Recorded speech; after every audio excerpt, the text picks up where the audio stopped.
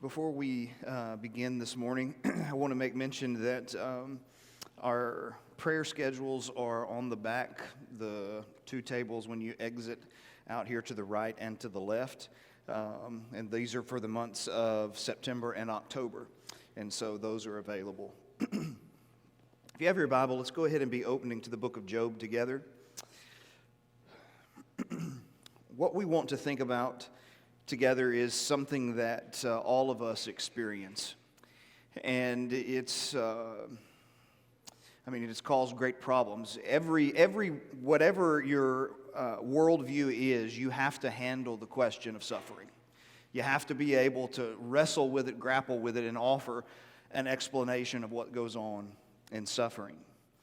And in the Christian worldview, the view that we are embodied souls, and that there is easily, just empirically, something that is connected between our soul and our body and how they affect each other and how they feel.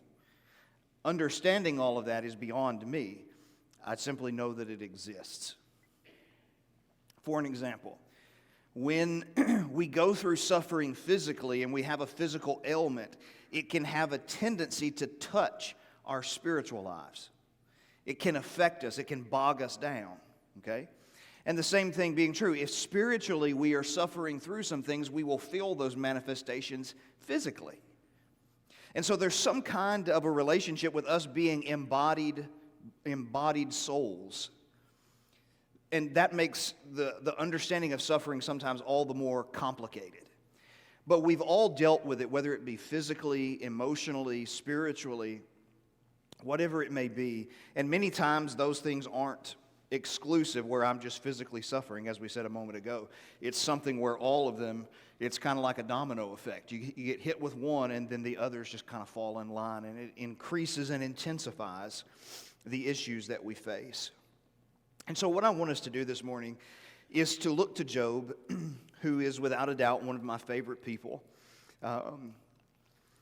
and studying his life and the type of man that he is just phenomenal. But the way that he handled the suffering that came to him and what he shows us about how to suffer. And so what I want us to think about is basically take the concept of suffering and use personification. Well, that is, we will attribute suffering, which is a non-human entity, okay? And we will attribute to it human-like characteristics as we think through it. And so what I want us to see from Job is that there are three things, and many, many more. We're only going to focus on three with a particular focus and slant this morning as we think about the fact that suffering doesn't care. Suffering, as personified as a being, does not care. And three things in particular about which it does not care. So let's begin first of all by looking at this concept. Suffering does not care where you live. It knows no bounds. So when you think about Job, Job 1 and verse 1, there was a man in the land there was a man in the land of Uz whose name was Job. Uz seems to have been located somewhere. It seems to have some connection to Edom. It's not exactly easy to discern, but it was, from what we can see, even textually within the book of Job, a pretty advanced city for its time. Okay? Think about some of the things that are mentioned here. First of all, it does not seem to bear the markings, when we look at Job, it does not bear the markings of a village. It actually bears the markings of a city with walls and judges and things along those lines. And so that makes it a little bit further advanced in some places. In Job 29 and verse 7, when he talks about what his life was like before all this came upon him, he talks about him sitting as a judge in the city gates. And so he's living in a walled city. And also in Job 2, verses 7 and 8, you remember this is where the boils come upon him, and he sits down in the ashes and he takes pottery and he begins to scrape the boils to receive relief, probably a great deal of inflammation and pressure. And so by the cutting of it, bringing some kind of relief. But the ash that he's sitting in, it would seem that it has reference to the town garbage dump. Okay, where they would burn their garbage. And so he's sitting there, And also, people say, well, why is he taking a piece of pottery and scraping and breaking? Well, what do you do with a dish when you break it at home? You throw it away, and it's taken off, and it's deposited in a landfill somewhere. Job is sitting in the ash dump. He's sitting in the garbage dump that's constantly burning, and he needs relief. And so he looks around him, and here it is.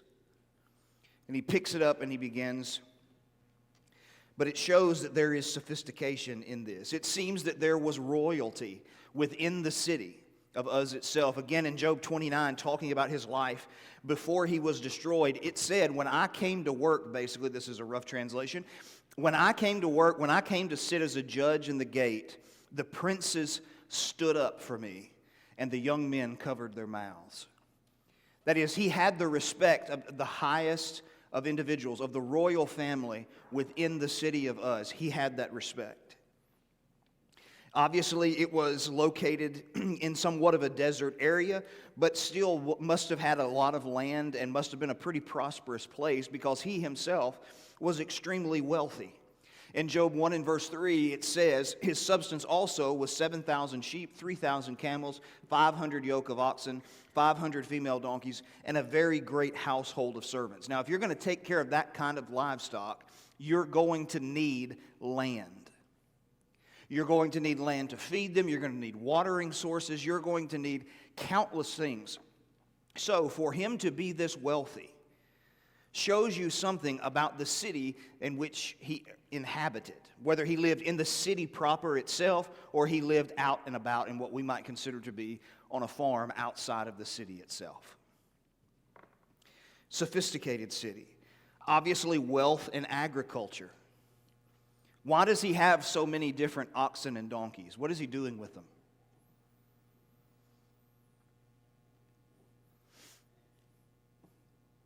Where do you go when you need to rent a forklift? He's leasing these things out. He's leasing these animals out to do certain things. People can buy them from him. He's breeding them so that he can sell them or to lease them out for a summer or something along those lines to work in agriculture. That's what he's doing. Okay, that's why he has such a large amount of them. It's not just to eat them. He has a thriving business, and so there's great wealth in agriculture.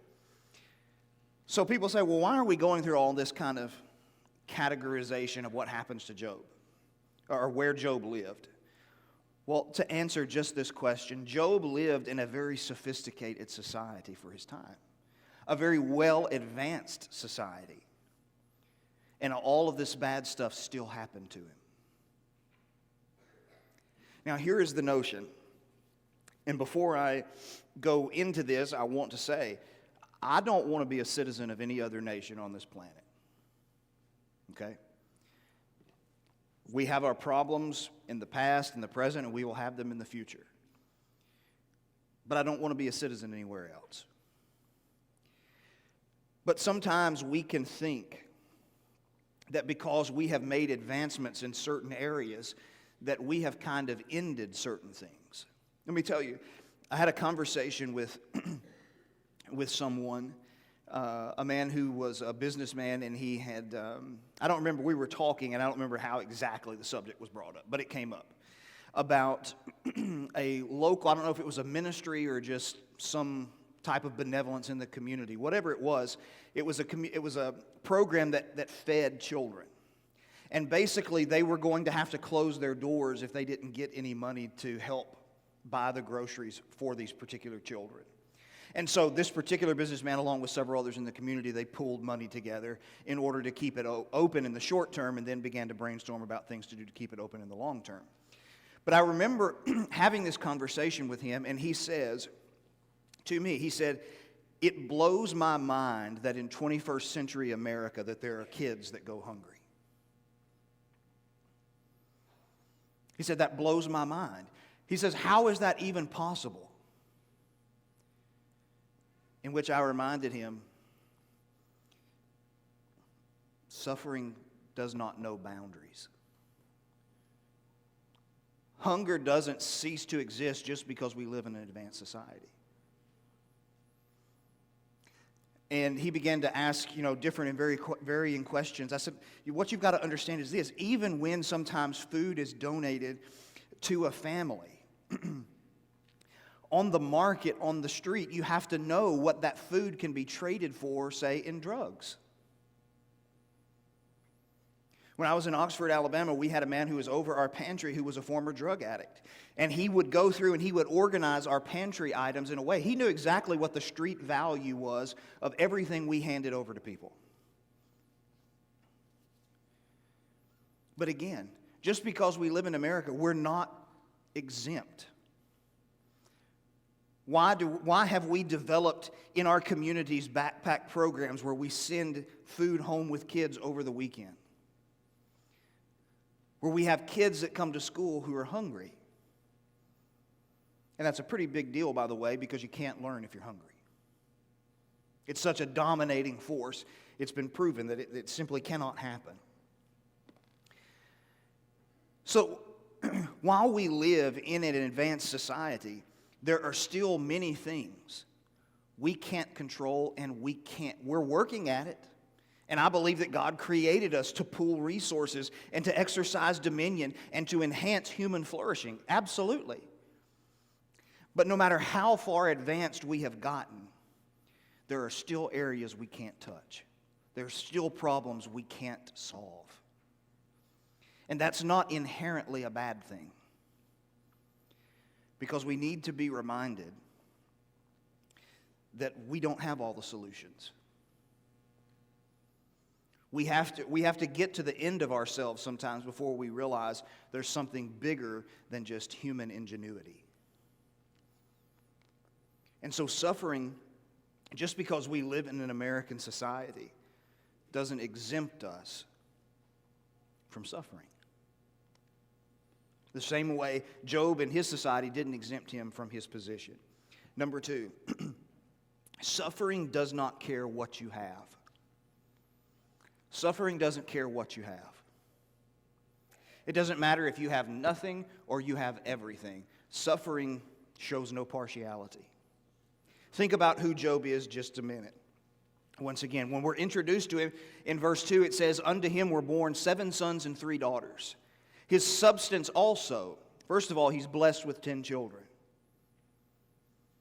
10 beautiful children that he is later going to lose in one fell swoop.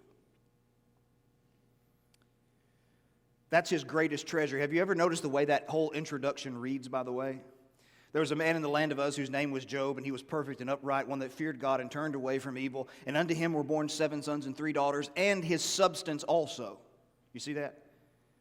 He had a relationship with God, 1. He was blessed with wonderful children, 2. And by the way, he was filthy rich, but that doesn't really rank 2 and doesn't rank 3 or 1. He had 7,000 sheep. And later in the book, he will tell you what he used those sheep for. He will say, "Where is the widow? Where is the orphan that has not been covered by the fleece of my sheep?" You would use the fleece in order to do a number of different things. You could use the meat from the animal being slaughtered. It was a massive enterprise that he had going here. You had 3,000 camels, the ability to transport. Okay, so think like a U-Haul or a Penske truck. When you got 3,000 camels, you can move across deserts. You can rent those things out. So there he has them. 500 yoke of oxen to plow fields, 500 donkeys, burden bearers, and a very large household of servants. Now, how many people worked for him, basically? Well, it's more than just that. It's not just the people who worked for him. The people who worked for him also had families that they brought with them. What we do know is that Abraham, who himself also a very wealthy man, when he went to recover Lot after being taken in the slaughter of the kings from Sodom in Genesis chapter 14, that he himself had over 300 men that worked for him at his own disposal. And so I think it's safe to say that Job at least had that type of employment force, not to mention their families. I mean, we're talking a major stretch of area to house and to feed and to take all of these people in and to take care of them. So what does that mean for us? It's a simple truth that I think we all know, but we need to remember. We're a prosperous people, but we're not exempt from suffering. Money can't get us out of the issues that ail us. And there are countless stories, some of which I don't know that I should share. Some, I don't know that they would maybe one day hear this on the live stream, and I don't want to exploit their grief in any way. But the amount of people that I have met with and known who themselves extremely wealthy, lost their children, lost their spouses, whether it was to addiction or to disease or to something along those lines, and they basically said, I had all the money in the world and I could give them the best treatment. I could open every door. There was no door that was closed to us, but it couldn't help them. It couldn't help them. It couldn't take cancer away. It couldn't end the addiction that they had. It could not make them walk.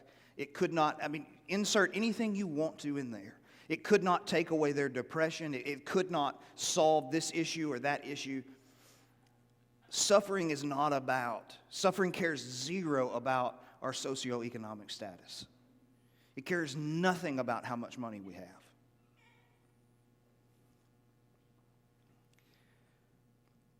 But number 3, and I think this is the one that probably we struggle with the most. The other two, doesn't matter where you live. People suffer in America, they also suffer in third world countries. Doesn't matter what you have. That's obvious.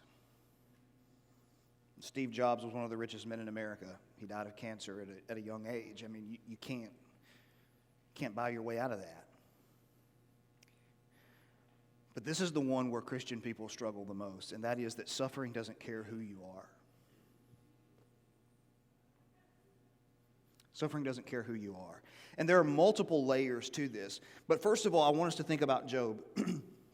Job, if you think about the way he is described in the first verse, that he is blameless and upright and fears God and turns away from evil. 4 descriptors that describe the goodness of this man. He was blameless, that is, he was morally complete. In chapter 31 and verse 33, he says, I'm not saying I never sinned.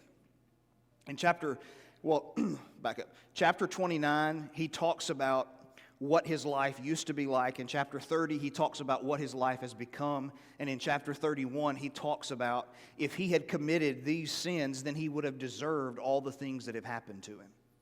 And one of the things he says is in chapter 31 and verse 33, if I hid my transgressions as did Adam. Job, in making a claim to be blameless, or God making that claim about him, he's not saying that Job was sinless.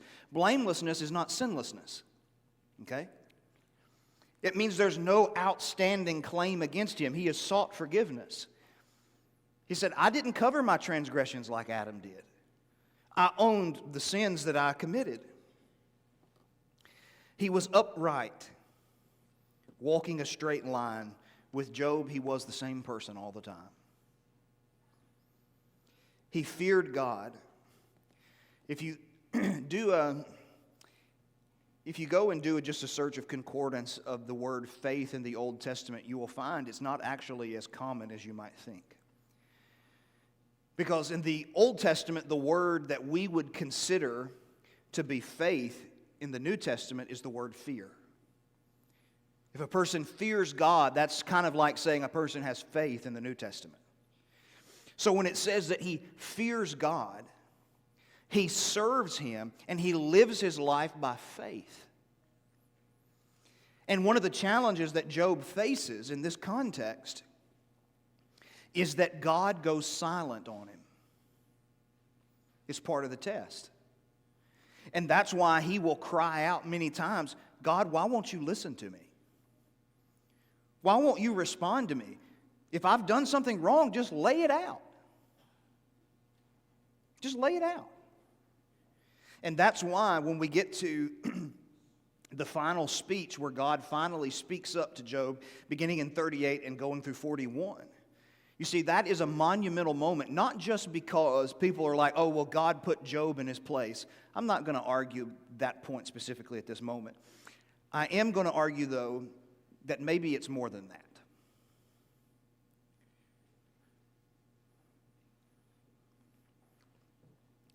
Because however long this takes place, we don't know how long Job endures this. We simply know from the text, he says, I'm made to possess months of misery. So it's going on over a process of months.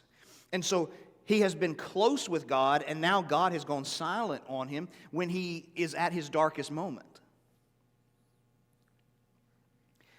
But in chapter 38, even though God does not answer a question that Job asks,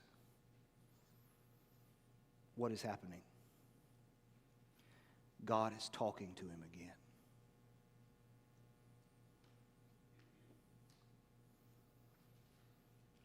God hasn't forgotten Job, even though he felt like it. And so, even though, and as my Job teacher would say, he knew God was still his friend because he was talking to him again.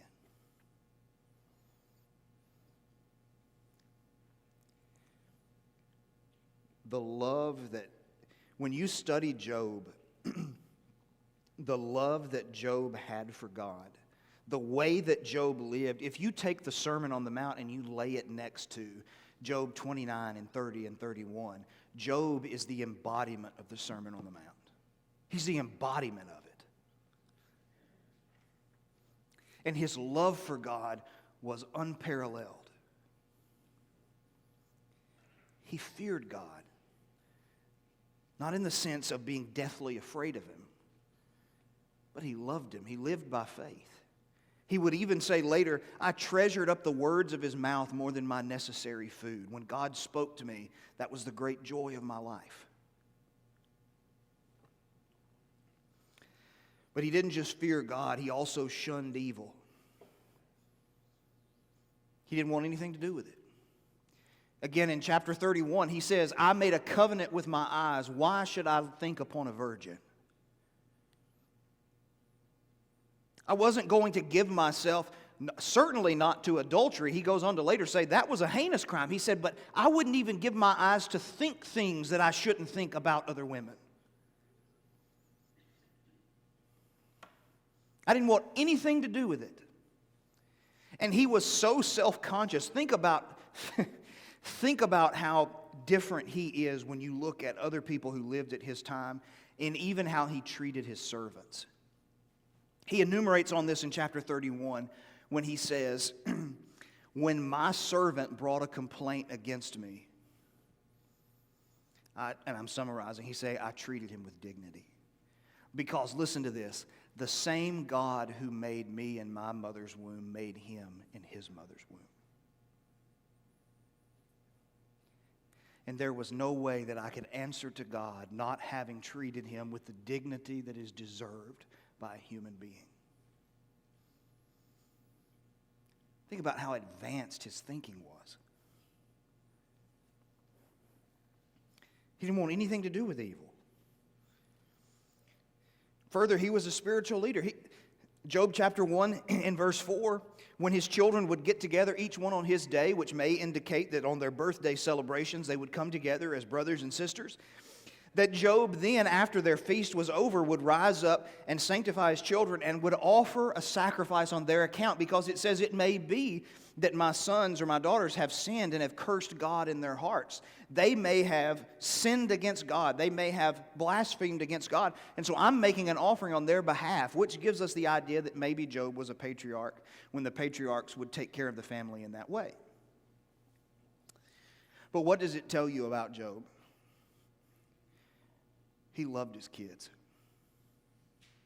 As a matter of fact, one of the most pitiful moments in the book of Job is when he finally speaks. And he basically says, I just miss my kids. I miss my kids. And one of his friends is foolish enough to tell him that his kids died because they were sinners. He didn't just love his kids because they were his kids. He didn't just love them in the sense that he took care of them. He loved them in the sense he understood his responsibility before God to lead his children.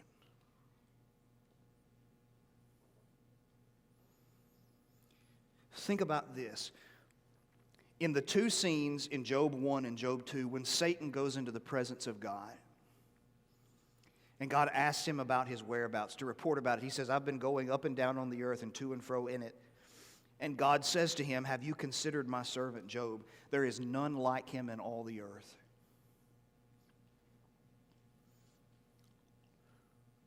Listen.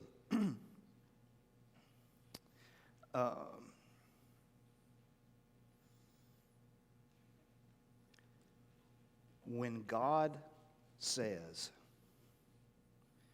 He's the best I've got, He's somebody. Because Satan's claim was basically in walking to and fro in the earth, the whole earth is following, it's under my sway. I've got them all eating out of my hand. And God says, I'll tell you one person I know is not eating out of your hand, and that's Job, because there is no one like him in all the earth. Think about that. Think about the confidence that God puts in Job. That God is willing to take his nature and his goodness, which is questioned by Satan, and saying, I tell you what, you put Job to the test and he will prove it exactly who I am and why he serves me. It would be hard, outside of the Lord himself, it would be hard to conceive of a man who was better than him. Those aren't my words. I mean, when God himself says there's none like him in the earth, he never says that about anybody else. Anywhere in Scripture. You have people, Abraham being called a friend of God. You got David who's got the heart of God. But no one gets this designation except Job. There's no one else like him.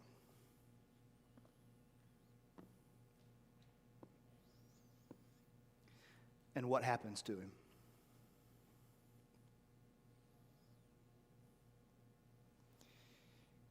Well, in a matter of about 5 minutes, he finds out that he loses every single possession he has.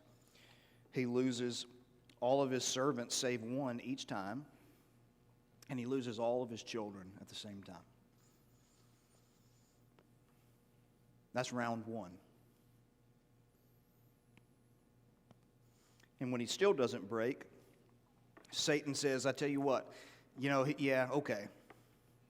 He survived the first test, but he won't survive the next one. Skin for skin, all that a man has, he'll give for his skin. That is, yeah, it's kind of easy for him to still stay faithful when he loses everything. I hadn't touched him yet, and God said, okay, touch him.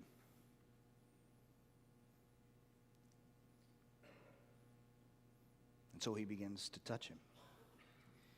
And he puts those boils on the top of his head to the bottom of his feet.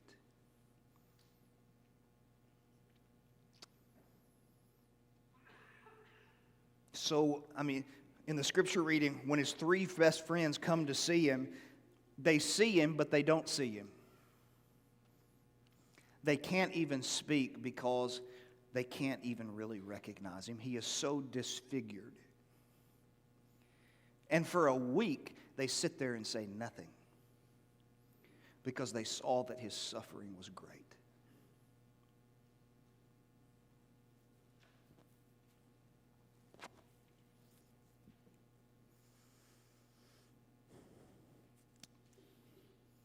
This is the ugly thing about suffering.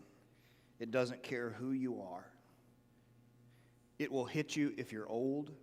It will hit you if you're middle-aged. It will hit you if you're a young adult. It will hit you if you're a teenager. It will hit you if you are a child.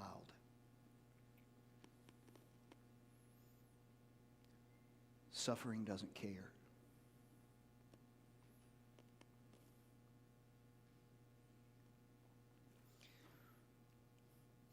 But the question, again, that plagues us the most that plagues Christian people, I try to be faithful to God. I try to do the right thing. Why is this happening?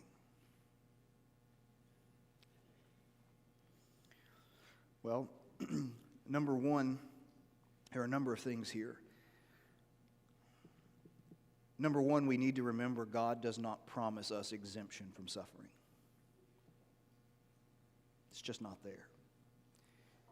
Now, that is an Americanized gospel where if you go to church, you do the right thing, God will take care of you, you'll be happy and you'll be healthy and your kids will be great and everything will turn out great. And you know what? Sometimes that's true. Sometimes. But all in all, it's pretty much a lie. Pretty much a lie. Because some of the greatest people of faith I have ever known have suffered the most.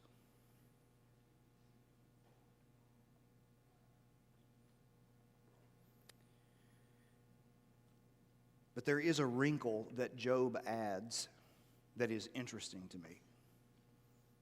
We can, you can go through, and there are scores of books written on suffering and why suffering happens. You have man's inhumanity to man. You have nature's mistreatment, the corruption of nature and the exercise of nature upon humanity. Man's inhumane treatment to himself. I mean, tons of different reasons why we suffer. But the one that Job calls to the forefront is one that is very interesting to me. And that is that Job does not suffer because he is bad. That's his friends thinking, right? Throughout the book, the friends are saying, their argument is, all suffering is a result of sin. Job is suffering, therefore Job is a sinner. That's their argument. Which later on, by the way, God will say, Job, your friends have not spoken correctly concerning me like you have. God rejects that type of thinking. So, what does he bring to the table? Why did Job suffer? Not because he was bad, but because he was good. He didn't suffer because he was bad. He suffered because he was good. And God offered him up as a testament to true faith. And so sometimes one of the things we need to remember, perhaps we don't need to be asking ourselves, what have we done wrong? Maybe it's simply because we've done the right thing. And again, that's a tough concept for us because we have so often associated suffering with doing bad. But if you think about Jesus, you think about what the New Testament says about suffering, that we are called to suffer, that we have been given the gift to suffer.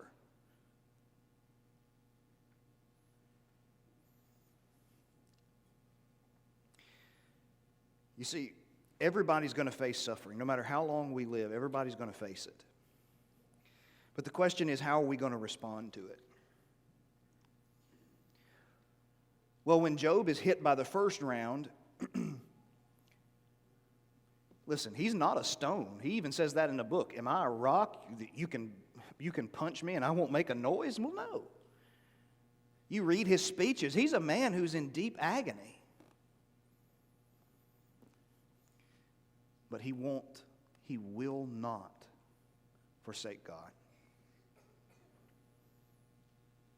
When he finds out that all of his possessions have been taken, I think he could have lived with that. It's the last one that drives him to his knees, and that's when he finds out he lost all 10 of his children.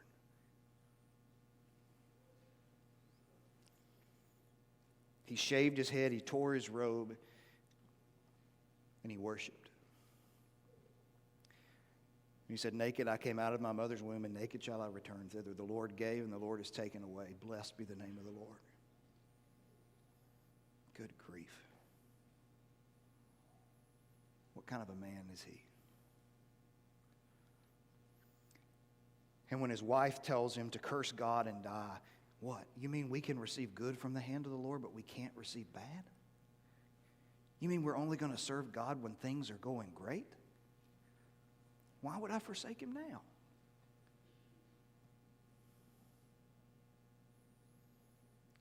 Or what about this one in Job 13:15? Though he slay me, yet will I trust him. Listen to what he said. I don't care if God kills me. I'll trust him.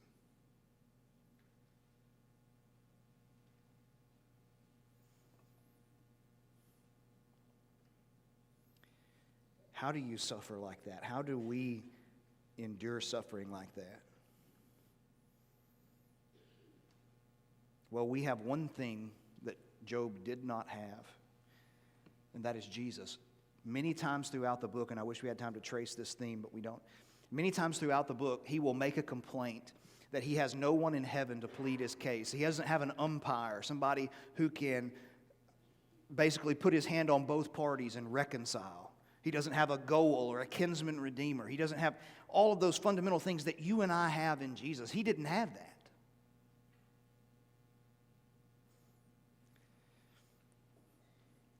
And if you look at Jesus,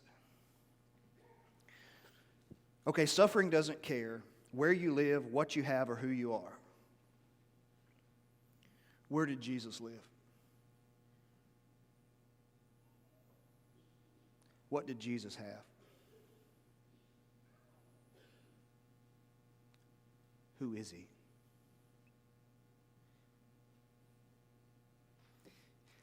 He voluntarily entered into our suffering to understand it and to deliver us.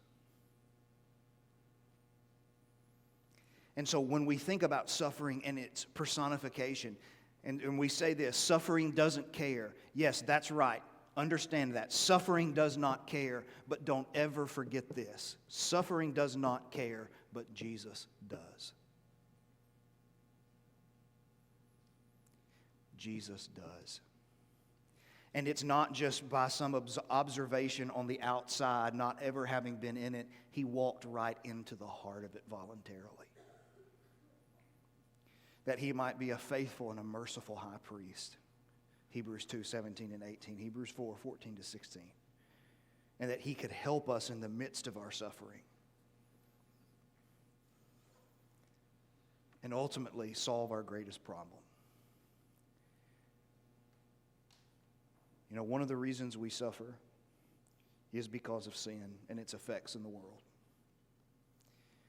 But Jesus can bring healing to that. If we come to him with a penitent faith, confessing him to be baptized in water for the forgiveness of our sins, we enter in and we meet him where he suffered on the cross for us. And there we put ourselves to death and we rise to walk in newness of life as he did. Or maybe we're struggling. Maybe we've been discouraged and allowed it to overwhelm us. Or maybe we're just struggling in general. Jesus cares. And you know what? We do too. We do too. And if you're suffering or you're struggling with something, it doesn't have to be right here, but you can tell somebody. And we'll do whatever we got to do to help each other. If we can help you this morning, let us know as we stand and sing this song.